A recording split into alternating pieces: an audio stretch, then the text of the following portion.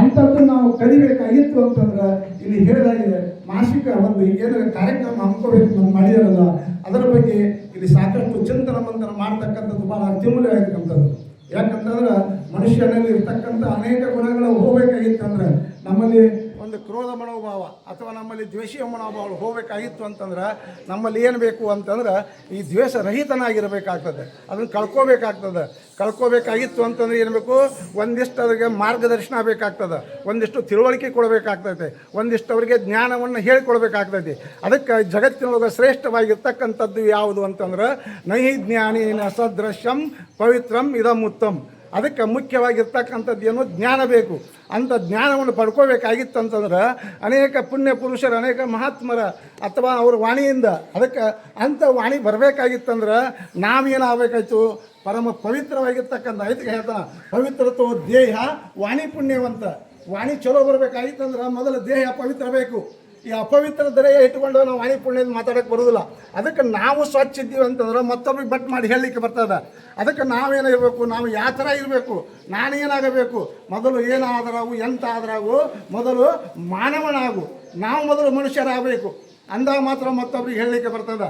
ಅದಕ್ಕೆ ನಾವು ಏನು ಮಾಡಬೇಕು ಅಂತಂದ್ರೆ ಇಂಥವನ್ನ ಮಾಡ್ಕೋಬೇಕು, ಇಂಥವ್ನ ಕಲಿಬೇಕು ಅಂತಂದ್ರೆ ಈ ಗುರುಕುಲದಲ್ಲಿ ನಡ್ತಕ್ಕಂಥ ಅನೇಕ ಕಾರ್ಯಕ್ರಮ, ಚಟುವಟಿಕೆ ಕಾರ್ಯಕ್ರಮ ಇರ್ಬೋದು, ಈ ಆಧ್ಯಾತ್ಮಿಕ ಕಾರ್ಯಕ್ರಮ ಇರ್ಬೋದು, ಹೇಳಿದ್ರೆ ಈಗ ಶಿಕ್ಷಣದಲ್ಲಿ ಇರ್ತಕ್ಕಂಥದ್ದು ಸಾಕಷ್ಟು ವ್ಯವಸ್ಥೆಯನ್ನು ಮಾಡಬೇಕು ಅನ್ನುವಂಥ ಒಂದು ಉತ್ಕಟವಾದಂಥ ಇಚ್ಛೆಯನ್ನು ಇಟ್ಕೊಂಡು ಇಲ್ಲಿ ನಮ್ಮ ಸೊಗಲದವರಾತು ಅವರು ಬಂದು ಮತ್ತು ಅವ್ರ ಬಳಗದವರು, ಇನ್ನಕ್ಕೆ ಅವರ ಸ್ನೇಹಿತರು ಅನೇಕರು ಎಲ್ಲರನ್ನೂ ಕರ್ಕೊಂಡು ಬಂದು ಇಲ್ಲಿ ಒಂದು ಈ ಕಾರ್ಯಕ್ರಮ ಮಾಡ್ತಾರಲ್ಲ, ಇದು ಭಾಳ ಶ್ಲಾಘನೀಯವಾಗಿರ್ತಕ್ಕಂಥದ್ದು.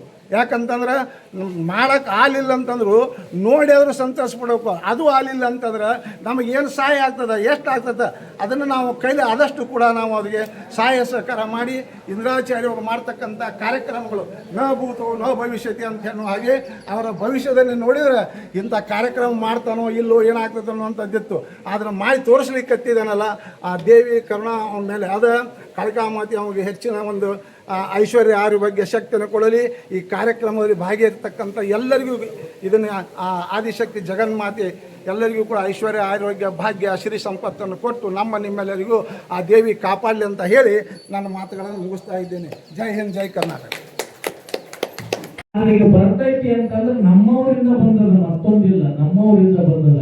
ನಮ್ಮ ದೇಶೀಯ ವಸ್ತುಗಳನ್ನು, ನಮ್ಮ ದೇಶಿಯಲ್ಲಿರ್ತಕ್ಕಂಥ ಆಟ ಪಾಠಗಳನ್ನು, ನಮ್ಮ ದೇಶಿಯಲ್ಲಿರ್ತಕ್ಕಂಥ ಸಂಗೀತ ಸಂಸ್ಕೃತಿಗೆ ಧಕ್ಕೆಯನ್ನು ತರವು ಯಾರು ಅಂತಂದ್ರೆ ನಾವ ತರಕಟ್ಟೆವು.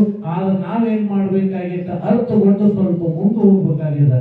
ನಮ್ಮ ದೇಶದಲ್ಲಿ ನಡೀತಕ್ಕಂಥ, ದೇಶದ ಆರ್ಯರು ನಮಗೆ ಕೊಟ್ಟಿರ್ತಕ್ಕಂಥ, ಹಿರಿಯರು ನಮಗೆ ಕೊಟ್ಟಿರ್ತಕ್ಕಂಥ, ಋಷಿ ಮಣಿಗಳು ಕೊಟ್ಟಿರ್ತಕ್ಕಂಥ ಅವನ್ನೆಲ್ಲವನ್ನ ನಾವು ಗೌರವಿಸಲಿಕ್ಕೆ ನಮಗೆ ಯಾವಾಗ ಬಂತು, ಅವನು ತಿಳ್ಕೊಳ್ಳಲಿಕ್ಕೆ ಯಾವಾಗ ಬಂತು, ನಮ್ಮ ಸಂಸ್ಕೃತಿ ಏನಾಗ್ತದ ಅಂತಂದ್ರೆ ಹೆಮ್ಮರವಾಗಿ ಬೆಳೀತದೆ. ಅದ ಕಲೆ ಅನ್ನತಕ್ಕಂಥದ್ದು ನಮ್ಮ ಸಂಸ್ಕೃತಿ.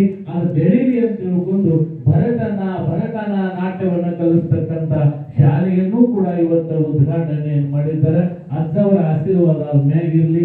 ಅನೇಕ ಪಾಲಕರು ಏನ್ ಮಾಡ್ಲಿ ಅಂತಂದ್ರೆ ಇಲ್ಲಿ ಭರತನಾಟ್ಯವನ್ನ ಕಲೀಲಿ, ಅದರಿಂದ ಆನಂದವನ್ನ ಪಡ್ಲಿ, ಅದಕ್ಕೆ ನಮ್ಮ ಸಂಸ್ಕೃತಿ ಸದಾ ಉಳಿಲಿ ಅಂತ ಹೇಳಿ ನಾನು 4 ಮಾತುಗಳನ್ನ ಮುಗಿಸ್ತೇನೆ.